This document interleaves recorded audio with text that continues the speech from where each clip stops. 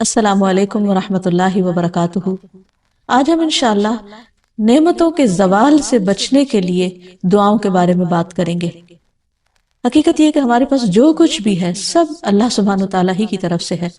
جیسے قرآن پاک میں آتا ہے وَمَا بِكُم مِّن نِّعْمَةٍ فَمِنَ اللَّهِ، تمہارے پاس جو بھی نعمت ہے وہ سب کی سب اللہ تعالیٰ کی طرف سے۔ اگر انسان غور بھی کرے تو بات بھی درست ہے، کیونکہ کون سی چیز ایسی ہے جو ہم نے خود بنائی ہو یا خود اگائی ہو یا خود تیار کی ہو؟ سب کا سب اللہ سبحانہ تعالیٰ ہی کا دیا ہوا ہے۔ ہم صرف ان کو استعمال کرتے ہیں، اپنی ضرورت کے مطابق ان کو ڈھال لیتے ہیں، ورنہ ہم ان کے بنانے والے نہیں، نہ ہم بارش برسانے والے ہیں اور نہ زمین سے سبزہ اگانے والے ہیں۔ اگر اللہ تعالیٰ بارشوں کو روک لے تو کون بارش برسا سکتا ہے؟ اور اگر اللہ تعالیٰ زمین کو بنجر اور ویران کر دے تو کون ہے جو اس میں کچھ اگا سکے؟ اسی طرح اگر ہمارے پاس بولنے کی طاقت ہے تو یہ بھی اللہ سبحانہ تعالیٰ کی دی ہوئی ہے۔ اسی طرح کھانے پینے کی بے شمار نعمتیں ہیں، اور بھی بہت ساری چیزیں، اولاد، اچھے ساتھی، دوست، احباب، سب سے بڑھ کر اللہ سبحانہ تعالیٰ کی طرف سے آئی ہوئی ہدایت، یہ تمام چیزیں ہمارے فائدے کے لیے، اور ان کو اگر ہم گننا چاہیں تو گن نہیں سکتے۔ وَإِن تَعُدُّوا نِعْمَةَ اللَّهِ لَا تُحْصُوهَا، اگر تم اللہ کی نعمتوں کو شمار کرنا چاہو، گننا چاہو تو گن نہیں پاؤ گے، اور یہ بالکل سچی بات ہے۔ تو ہمیں ان نعمتوں کی قدردانی بھی کرنی چاہیے، ان پر اللہ تعالیٰ کا شکر گزار رہنا چاہیے، اور ان کو صحیح جگہ پر صحیح طور پر استعمال کرنا چاہیے، اگر ہم واقعی اللہ تعالیٰ کے شکر گزار بندے بننا چاہتے ہیں۔ اور اس کے لیے ہم کوشش کے ساتھ ساتھ جب دعا کرتے ہیں تو اللہ تعالیٰ دعاؤں کا سننے والا ہے۔ تو آئیے دیکھتے ہیں کہ وہ کون سی دعائیں ہیں جو نعمتوں کی حفاظت کے لیے ہمیں سکھائی گئی ہیں، اور اسی طرح وہ کون سے طریقے ہیں کہ جن کے ذریعے نعمتوں کی حفاظت ہوتی ہے اور نعمتیں طویل عرصے تک انسان کے پاس رہتی ہیں اور انسان ایک پرلطف زندگی گزار سکتا ہے۔ جیسے ہم دیکھتے ہیں کہ ایک مرتبہ اکرمہ بن ابی جہل نے، جب نبی صلی اللہ علیہ وسلم نے مکہ فتح کر لیا اور وہ بھاگ گیا وہاں سے اور جا کر کشتی میں سوار ہو گیا، اور جب کشتی ڈوبنے لگی تو کشتی کے مالک نے کہا کہ اب تمہارے بت تمہیں نہیں بچا سکتے، صرف ایک اللہ کو پکارو، وہی تمہاری مشکل آسان کرے گا۔ تو اس وقت اکرمہ کی آنکھیں کھل گئی کہ اگر اس وقت صرف ایک اللہ کو پکارنا ہے تو یہی وہ بات ہے کہ جو محمد ہمیں اتنے عرصے سے بتا رہے ہیں اور ہماری سمجھ میں نہیں آ رہی۔ تو بہرحال انہوں نے اس وقت اللہ تعالیٰ سے عہد کیا کہ اگر آج میں یہاں سے زندہ بچ نکلا تو میں محمد صلی اللہ علیہ وسلم کے پاس حاضر ہو کر اسلام قبول کر لوں گا۔ تو بہرحال انہوں نے اپنا عہد پورا کیا اور پھر اسلام کی بہت ساری خدمت بھی کی۔ تو اس میں ہم دیکھتے ہیں کہ انہوں نے ایک مرتبہ سچے دل سے اللہ تعالیٰ کو پکارا تھا، اور ان کی پکار سن لی گئی، دعا قبول ہو گئی، اور ایک بہت بڑے طوفان سے وہ بچ نکلے۔ تو اسی طرح ہم میں سے ہر شخص کو اپنی زندگی میں ضرور اس بات کا تجربہ ہوتا ہے کہ وہ کہیں نہ کہیں مشکل میں مبتلا ہوتا ہے اور پھر اللہ تعالیٰ کو پکارتا ہے اور اللہ تعالیٰ اس کی پکار سنتے ہیں۔ یہ الگ بات ہے کہ بعض اوقات جب ہمیں اللہ تعالیٰ نعمت سے نوازتے ہیں تو ہم پھر پلٹ جاتے ہیں اپنی ہی دنیا میں اور اللہ تعالیٰ کو بھول جاتے ہیں۔ تو اللہ تعالیٰ کو بھولنے کی بجائے اس کا ذکر اور اس کا شکر ادا کرتے رہنا چاہیے، اور خصوصاً جب ہم دعا کر رہے ہوں تو ساتھ ساتھ اللہ تعالیٰ کی تعریف بھی کرتے جائیں۔ الحمدللہ، اللہ اکبر، لا الہ الا اللہ، جو بھی کلمات دل سے نکلے اللہ کی تعریف کے انہی کو پڑھ لینا چاہیے۔ اور اگر عربی زبان میں نہ بھی یاد ہو تو اپنی زبان میں جو بھی ہم بولتے ہیں اور جس میں ہم اپنے آپ کو زیادہ بہتر طور پر سمجھتے ہیں کہ ہم اللہ تعالیٰ کو پکار سکتے ہیں، اس زبان میں اللہ تعالیٰ کو پکاریں، اور پھر محمد صلی اللہ علیہ وسلم پر درود شریف پڑھیں۔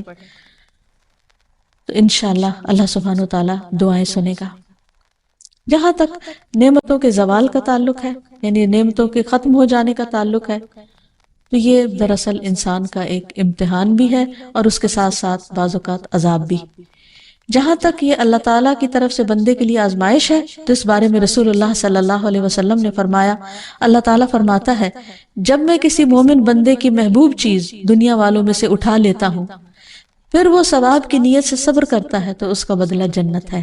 یعنی اللہ تعالیٰ بندے کو بڑا مقام دینا چاہتے ہیں تو اسے دنیا کی کسی نعمت سے محروم کر دیتے ہیں، لیکن اس وقت ضروری ہے کہ بندہ اللہ تعالیٰ کے فیصلے پر راضی ہو جائے، اس کی رضا پہ راضی ہو جائے۔ تو جو راضی ہوتا ہے اللہ تعالیٰ اس سے راضی ہو جاتا ہے، اور جس سے راضی ہو جائے رب، اس کے لیے پھر جنت ہی جنت ہے۔ پھر اسی طرح یہ ہے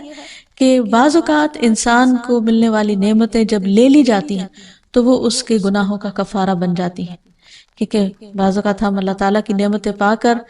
وہ شکر ادا نہیں کر رہے ہوتے یا اطاعت نہیں کر رہے ہوتے تو اللہ تعالیٰ پھر وہ نعمت واپس لے لیتا ہے تاکہ بندہ ہوش میں آئے اور اللہ تعالیٰ کی عبادت کی طرف راغب ہو جس کے لیے اللہ تعالیٰ نے انسان کو پیدا کیا ہے۔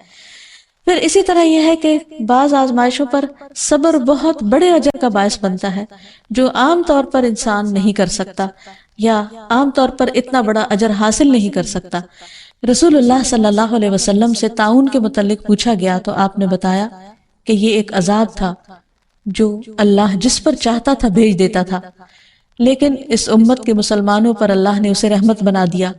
اب جو شخص طاعون کی بیماری میں مبتلا ہو اور اس شہر میں ثواب کی نیت سے صبر کرتے ہوئے رکا رہے اور یقین رکھتا ہو کہ اسے صرف وہی مصیبت آ سکتی ہے جو اللہ تعالیٰ نے اس کے لیے لکھ دی ہے تو اسے شہید کے برابر اجر ملے گا۔ پھر اسی طرح ایمان والوں کے لیے، صبر کرنے والوں کے لیے نعمتوں کا جانا، تکلیفوں کا آنا، بیماریوں کا آنا جہاں بہت بڑے اجر اور ثواب کی بات ہے وہاں اللہ کے نافرمانوں کے لیے یہ عذاب بھی ہے، کیونکہ فرق یہی سے پتہ چلے گا کہ کون سی مصیبت کس کے لیے رحمت ہے اور کس کے لیے عذاب ہے، کہ جو آزمائش میں پڑنے کے بعد اللہ تعالیٰ کے قریب ہو جائے، اللہ تعالیٰ کی طرف جھک جائے، اللہ سے دعائیں مانگنے لگے، اپنے اعمال کی اصلاح کر لے، اس کے لیے آزمائش ایک نعمت ہے، یعنی اس کے لیے نعمت کا جانا بھی ایک نعمت ہے۔ اور جو شخص نعمت کے جانے پر، آزمائش کے آنے پر اللہ تعالیٰ سے ناراض ہو جائے اور اپنے رویے میں کوئی تبدیلی نہ کرے، اپنے اعمال کی کچھ اصلاح نہ کرے تو وہ اس کے لیے عذاب ہی عذاب ہے۔ جیسا کہ ہم دیکھتے ہیں کہ آل فرعون کو اللہ تعالیٰ نے مختلف طریقے سے آزمایا۔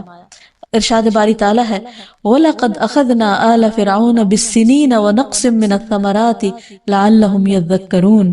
پھر ہم نے آل فرعون کو کئی سال تک قحط اور پیداوار کی کمی میں مبتلا رکھا تاکہ وہ نصیحت پکڑے، لیکن کیا ہوا؟ انہوں نے نصیحت نہیں پکڑی، وہ ایمان نہیں لائے، تو یہ آزمائشیں ان سب کے لیے ایک عذاب تھیں۔ پھر یہاں ایک سوال یہ بھی پیدا ہوتا ہے کہ نعمتوں کا زوال ہوتا کیوں ہے؟ یعنی آزمائش عذاب تو اپنی جگہ، لیکن نعمتیں کیوں چلی جاتی ہیں؟ اس میں انسان کا کیا ہاتھ ہوتا ہے؟ تو سب سے پہلی چیز یہ کہ انسان جب کسی نعمت کی قدر نہیں کرتا یا اس پر شکر گزار نہیں ہوتا تو وہ نعمت اس سے چلی جاتی ہے۔ قرآن مجید میں اللہ تعالیٰ فرماتے ہیں أَلَمْ تَرَ إِلَى الَّذِينَ بَدَّلُوا نِعْمَةَ اللَّهِ كُفْرًا وَأَحَلُّوا قَوْمَهُمْ دَارَ الْبَوَارِ۔ کیا تو نے ان لوگوں کی طرف نہیں دیکھا جنہوں نے اللہ کی نعمت کو ناشکری سے بدل دیا اور اپنی قوم کو ہلاکت کے گھر میں لا اتارا؟ یعنی جب کوئی قوم ناشکری کرتی ہے تو اس سے نعمتوں کا زوال ہو جاتا ہے۔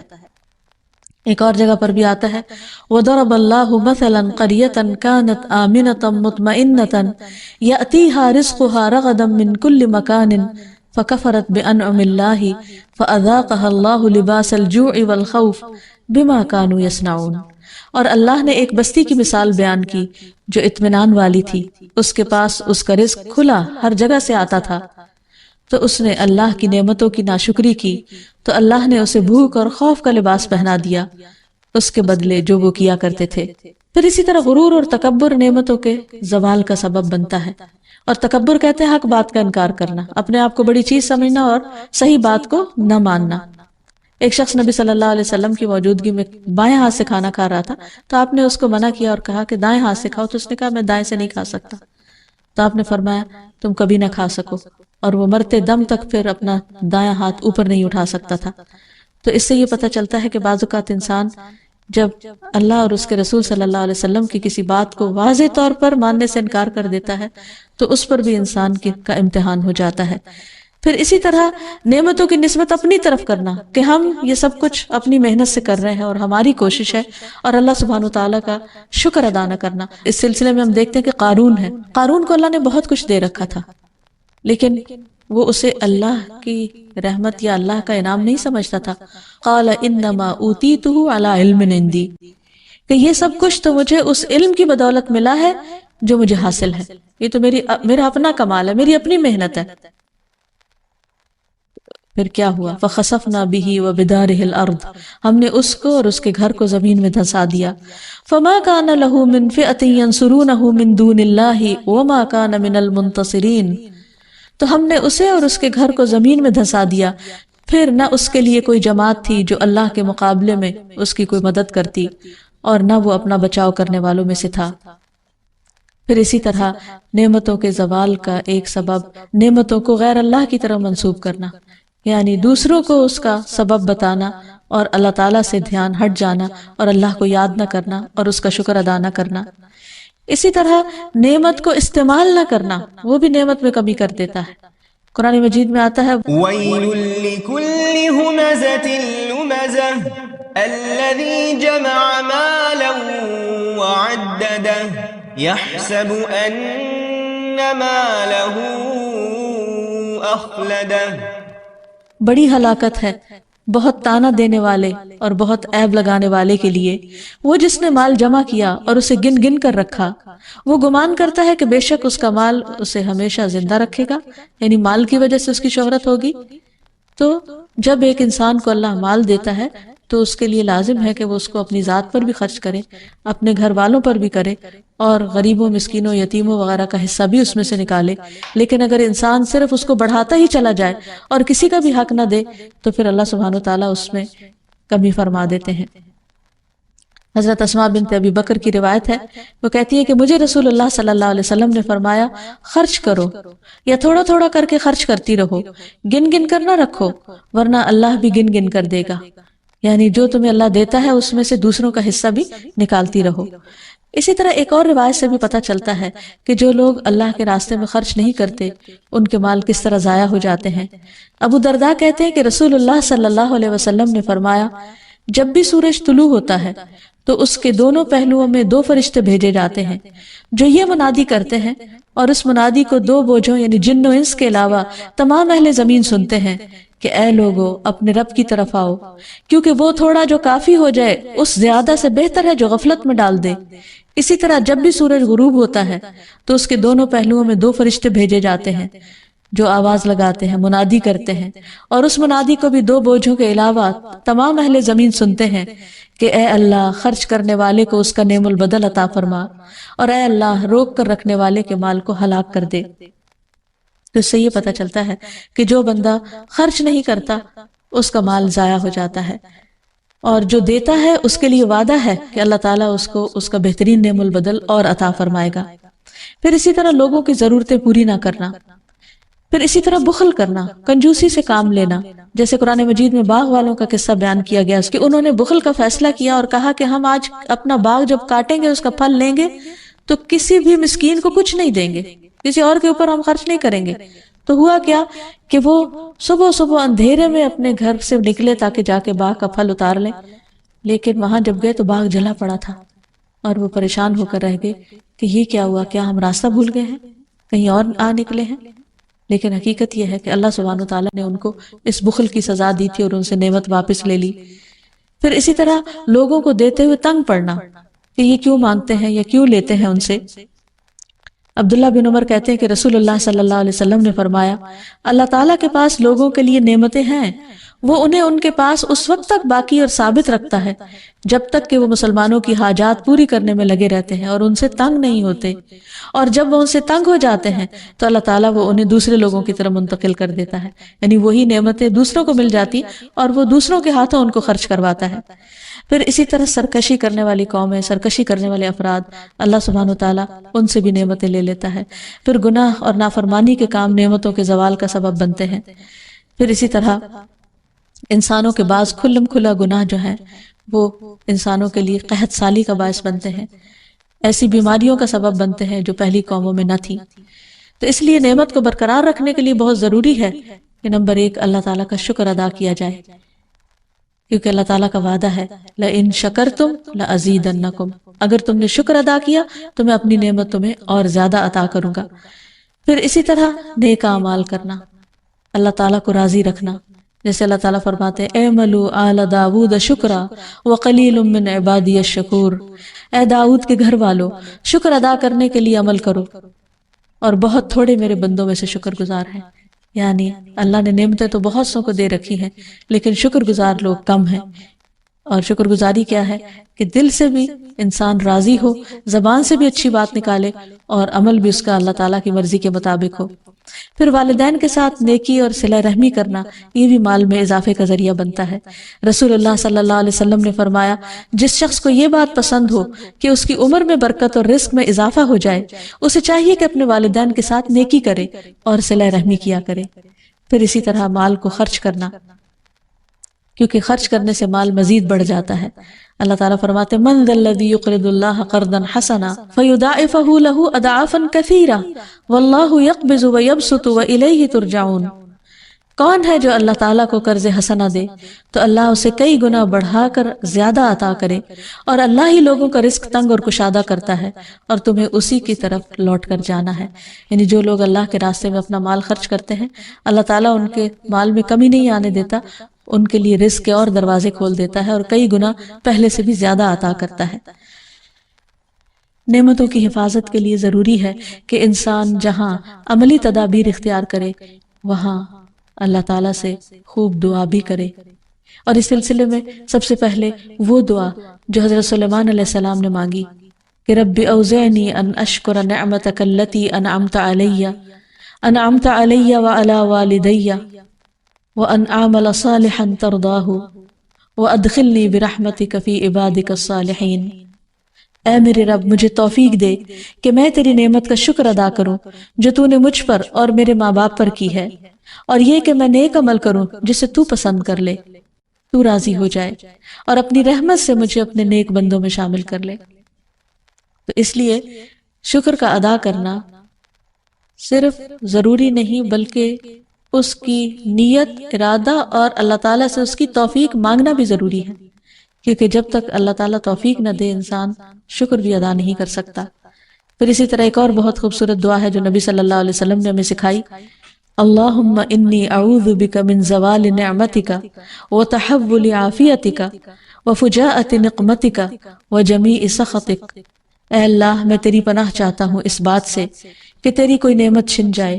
یا تیری دی ہوئی عافیت پلٹ جائے، یعنی تو نے جو ہمیں امن و امان دے رکھا ہے وہ ختم ہو، یا کوئی ناگہانی عذاب آ جائے، اور تیرے تمام غصے، ناراضگیوں سے تیری ہی پناہ چاہتا ہوں۔ کیونکہ جب انسان کسی سے ڈرتا ہے تو عموماً اس سے بھاگتا ہے، لیکن یہاں عجب معاملہ ہے کہ انسان اللہ سے ڈرتا ہے اور پناہ کے لیے بھی اللہ ہی کی طرف جاتا ہے، توبہ کے لیے بھی اللہ سبحانہ وتعالیٰ ہی کی طرف رجوع کرتا ہے۔ رفاع زرقی سے مروی ہے، وہ کہتے ہیں کہ جب احد کے دن مشرکین منتشر ہو گئے تو رسول اللہ صلی اللہ علیہ وسلم نے فرمایا، برابر ہو جاؤ تاکہ میں اپنے رب عز و جل کی ثنا کروں۔ لوگ آپ کے پیچھے صفے بنا کر کھڑے ہو گئے اور آپ نے کہا، اللہم لک الحمد کلہ، اللہم لا قابض لما بسطت ولا مقرب لما باعدت ولا مباعد لما قربت ولا معطی لما منعت ولا مانع لما اعطیت، اللہم ابسط علینا من برکاتک ورحمتک وفضلک ورزقک، اللہم انی اسألک النعیم المقیم الذي لا يحول ولا يزول، اللهم إني أسألك النعيم يوم العيلة والأمن يوم الحرب، اللهم أعوذ بك من سوء ما أعطيتنا وشر ما منعت منا۔ اے اللہ، تیرے ہی لیے ہر قسم کی تعریف ہے۔ اے اللہ، جو تو پھیلا دے اسے کوئی سمیٹنے والا نہیں، جو تو دور کر دے تو کوئی اسے نزدیک کرنے والا نہیں، جسے تو نزدیک کر دے تو اسے کوئی دور کرنے والا نہیں، جسے تو عطا کرے اسے کوئی روکنے والا نہیں، اور جس سے تو روک دے اسے کوئی دینے والا نہیں۔ اے اللہ، ہم پر اپنی برکات، اپنی رحمت، اپنے فضل اور اپنے رزق کو پھیلا دے۔ اے اللہ، میں تجھ سے ایسی نعمتیں مانگتا ہوں جو ہمیشہ قائم رہیں، تیری اطاعت میں حائل نہ ہوں اور نہ زائل ہوں۔ اے اللہ، میں تجھ سے تنگی کے دن کی نعمت اور جنگ کے دن کے امن کا سوال کرتا ہوں۔ اے اللہ، تیری پناہ میں آتا ہوں اس چیز کی برائی سے جو تو نے عطا کی اور اس چیز کے شر سے جو تو نے ہم سے روک لی۔ اسی طرح انسان کو بدنی اور جسمانی نعمتوں کے بقا کے لیے بھی دعا کرنی چاہیے۔ اللہم عافنی فی بدنی، اللہم عافنی فی سمعی، اللہم عافنی فی بصری، لا الہ الا انت۔ اے اللہ، مجھے اپنے بدن میں عافیت عطا فرما۔ اے اللہ، مجھے اپنی سماعت میں عافیت عطا فرما۔ اے اللہ، مجھے اپنی بصارت میں عافیت عطا فرما۔ تیرے علاوہ کوئی اور معبود نہیں۔ پھر اسی طرح ہر نماز کے بعد شکر ادا کرنے کی توفیق مانگنا۔ اللہم اعنی علی ذکرک و شکرک و حسن عبادتک، اے اللہ میری مدد کر اپنے ذکر اور شکر کرنے پر اور اپنی اچھی طرح عبادت کرنے پر۔ پھر اسی طرح سجدہ تلاوت میں بھی اللہ تعالیٰ کا شکر ادا کرنا۔ تو خلاصہ یہ ہے کہ اگر انسان یہ چاہتا ہے کہ اس پر نعمتیں باقی رہیں تو اسے نعمتوں کی قدردانی اور شکر کے ساتھ ساتھ اللہ تعالیٰ سے نعمتوں کے بقا کی دعائیں کرتے رہنا چاہیے، اور خصوصاً نبی صلی اللہ علیہ وسلم کی دعاؤں کو نہیں بھولنا چاہیے، کیونکہ آپ کو جامع کلمات عطا کیے گئے تھے اور آپ نے ہمیں بہت بہترین دعائیں سکھائی ہیں۔ اللہ تعالیٰ سے دعا ہے کہ وہ ہمیں ملنے والی نعمتوں کی حفاظت فرمائے اور دنیا اور آخرت میں آپ سب کو مزید نعمتیں عطا فرمائے۔ وآخر دعوانا ان الحمد للہ رب العالمین۔